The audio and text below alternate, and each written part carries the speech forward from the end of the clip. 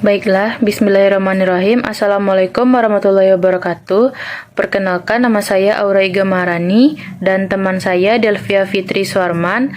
Pada kesempatan kali ini kami akan mempresentasikan mengenai vitamin B5 dan B6. Untuk materi yang pertama akan saya jelaskan sendiri.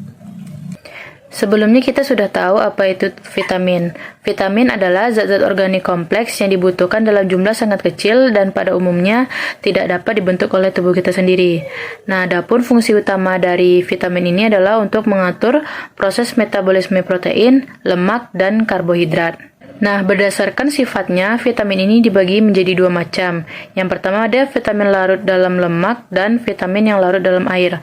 Kalau untuk vitamin larut dalam lemak itu contohnya vitamin A, D, E, dan K, sedangkan yang larut dalam air contohnya vitamin B dan vitamin C.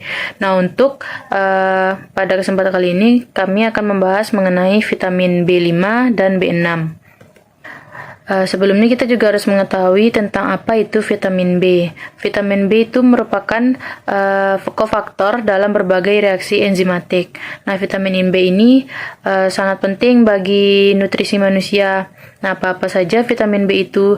Yang pertama terdiri dari tiamin, vitamin B1, riboflavin, vitamin B2, niacin, vitamin B3, asam pantotenat, yaitu vitamin B5.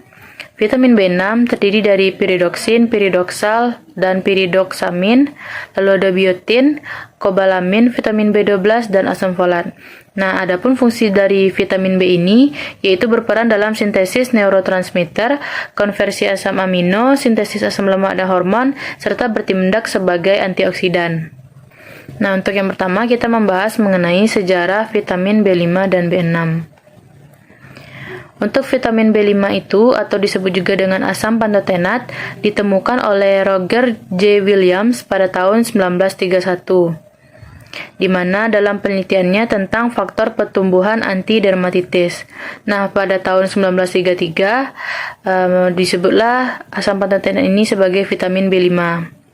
Asam pantotenat berasal dari kata pantoten, yang artinya ditemukan di mana-mana. Untuk struktur dari asam pantotenat itu sendiri ditemukan pada tahun 1940 dan pada tahun 1950 F. Lipman menemukan bahwa asam pantotenat itu merupakan bagian dari koenzim A. Untuk vitamin B, pertama kali itu ditemukan oleh Paul Georgi pada tahun 1934.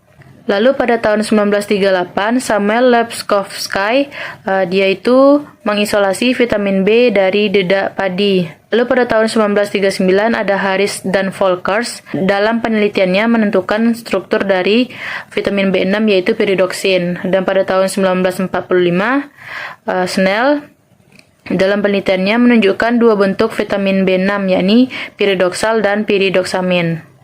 Nah, untuk definisi umum dari vitamin B5 dan B6, untuk vitamin B5, asam pantotenat adalah amida antara asam pantoat dan beta-alanin. Nah, vitamin B5 ini mempunyai nama IUPAC, yaitu asam 3, 2R, 2,4 dihidroksi, 3,3 dimetil butanamido propanat. Nah, adapun untuk rumus molekulnya bisa rekan-rekan lihat yaitu C9H17NO5. Sedangkan untuk massa molarnya yaitu 219,23 gram per mol pangkat min 1. Nah, asam pantotenat ini umumnya berwarna kuning dengan tingkat kemasaman 4,41 dan tingkat kebasaan sebesar 9,98. Nah, untuk kerapatan dari asam pantotenat ini sekitar 1000,266 gram per cm pangkat kubik dengan titik lebur sebesar 183,83 derajat Celcius. Sedangkan untuk vitamin B6 terdiri dari 6 bentuk umum yaitu piridoksal, piridoksin atau piridoksol, piridoksamin dan bentuk-bentuk terfosforilasi lainnya. Nah, vitamin B6 ini merupakan kofaktor untuk glikogen fosforilase dan berbagai enzim lainnya. Dan untuk piridoksal fosfat, yaitu merupakan vitamin B6 aktif ini memiliki peran dalam modulasi aksi hormon steroid dan regulasi ekspresi gen. Untuk struktur vitamin B5 dan B6 bisa teman-teman lihat pada gambar 1 dan gambar 2. Yang pertama kita lihat dulu struktur vitamin B5 pada gambar 1, di mana asam pantotenat alami hanya dalam bentuk isomer D. Nah, isomer D asam pantotenat adalah peptida asam pantoat dan beta-alanin. Asam pantotenat bebas dan garam natrium yang secara kimiawi tidak stabil. Oleh karena itu, secara farmakologis biasanya yang digunakan adalah garam kalsiumnya atau disebut kalsium dipantotenat. Nah, bentuk alkoholnya yakni pantotenol adalah senyawa sintesis asam pantotenat yang memiliki aktivitas biologis karena teroksidasi menjadi asam pantotenat in vivo. Nah, untuk strukturnya tadi bisa teman-teman lihat. Selanjutnya kita akan membahas mengenai fungsi vitamin B5 dan B6 ini. Adapun fungsi dari vitamin B5, dia dapat mengubah makanan menjadi glukosa yang akan kita gunakan untuk menghasilkan energi. Dapat memecah lemak, karbohidrat, dan protein untuk pembangkit energi. Lalu vitamin B5 juga dapat mensintesis kolesterol, membentuk sel darah merah, serta sintesis normal dan metabolisme steroid hormon, vitamin D, dan beberapa neurotransmitter. Sedangkan untuk fungsi dari vitamin B6, di mana bentuk metabolik aktif dari vitamin B6 ini kan piridoxal 5-fosfat atau PLP. Dia terlibat dalam banyak aspek metabolisme makronutrien, sintesis neurotransmitter, sintesis histamin, dan fungsi hemoglobin serta ekspresi gen. Nah, PLP ini berfungsi sebagai koenzim atau kofaktor untuk berbagai reaksi termasuk dekarboksilasi, transminasi, resmization, eliminasi, penggantian, dan interkonversi kelompok beta. Sekian yang dapat saya sampaikan. Untuk materi selanjutnya akan dijelaskan oleh teman saya Delvia. Baik, selanjutnya yaitu sumber vitamin B5 dan B6. Yang pertama, vitamin B5. Sumber vitamin B5 atau asam pantotenat tersebar luas dan ditemukan di dalam semua jaringan hewan dan tumbuhan. Beberapa sumber yang baik yaitu alpukat, kentang, biji bunga matahari, hati, ginjal, kuning telur, daging, ikan, unggas, sereal utuh, dan kacang-kacangan. Yang kedua yaitu sumber vitamin B6.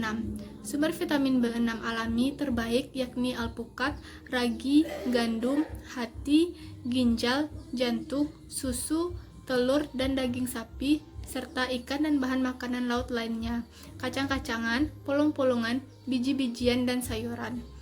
Dalam buah dan sayuran, B6 hadir sebagai piridoksin, fosfat, dan glukosida, sedangkan dalam ikan dan daging hadir sebagai PLP dan PMP. Vitamin B kompleks ini tinggi pada bahan makanan laut seperti ikan, rumput laut, dan kerang. Selanjutnya yaitu defisiensi atau kekurangan vitamin B5 dan B6. Vitamin B5, kekurangan konsumsi asam pantotenat yang pernah dilaporkan yakni dari penelitian pengurangan konsumsi pantotenat. Eksperimental pengurangan konsumsi asam pantotenat setelah 2-3 minggu diperoleh hasil yakni munculnya tanda-tanda gejala sebagai berikut. Yang pertama yaitu gangguan neuromotor. Yang kedua depresi mental. Yang ketiga keluhan gastrointestinal seperti muntah, nyeri dengan sekresi asam lambung tertekan.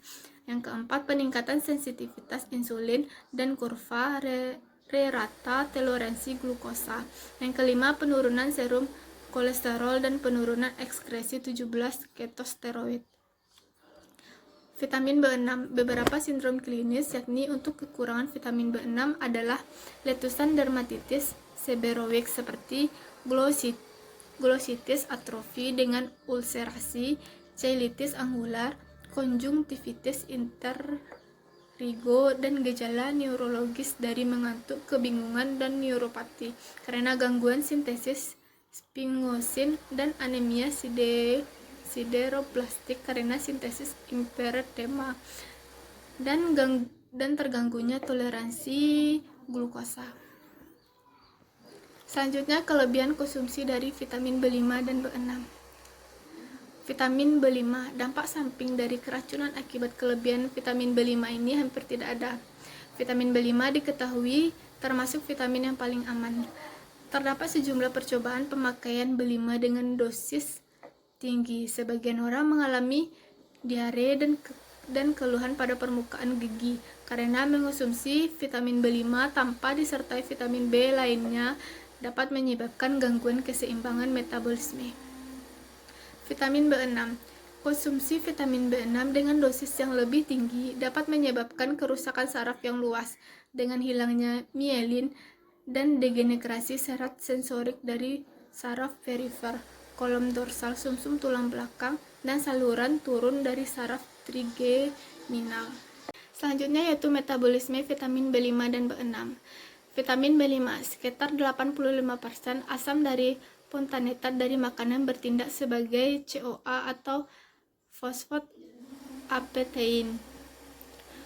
Fosfat-apetein ini mengalami hidrolisis dalam lumen usus. Sel mukosa usus memiliki aktivitas panteinasi tinggi dan cepat menghidrolisis pantotein menjadi asam pantotenat bebas. Sedangkan penyerapan asam pantotenat dalam usus menggunakan pengangkutan sejenis natrium. Pengangkutan asam fontanetat ada pada seluruh saluran pencernaan. Jaringan lain mengambil asam fontanetat dari peredaran dengan mekanisme yang sama.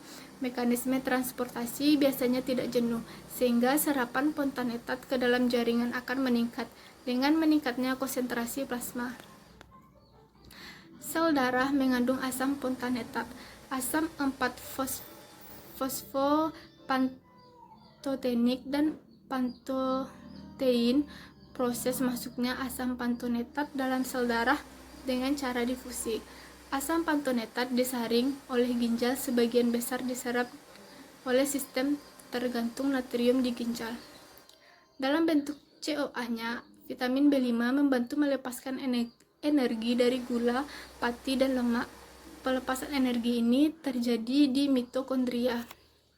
Dua perubahan kimia yang diperlukan yakni pertama adalah konversi vitamin B5 ke dalam CoA, dan perubahan kedua disebut asetilase, yang mana bentuk CoA mengkonversi kembali menjadi asetil CoA. Metabolisme vitamin B6 terdiri dari 3 tahap, yaitu yang pertama absorpsi.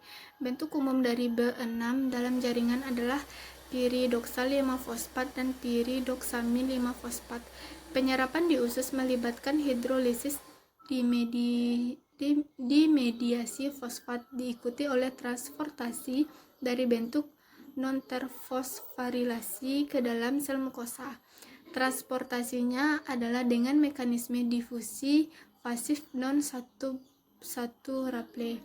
Mekanisme ini menyerap vitamin B6 dengan baik dalam dosis yang banyak. Piridoksin PN glukosida diserap kurang efektif dibandingkan PLP dan PMP. Sedangkan pada manusia, penyerapan vitamin B6 adalah dekonjugasi oleh mukosa glukosidase.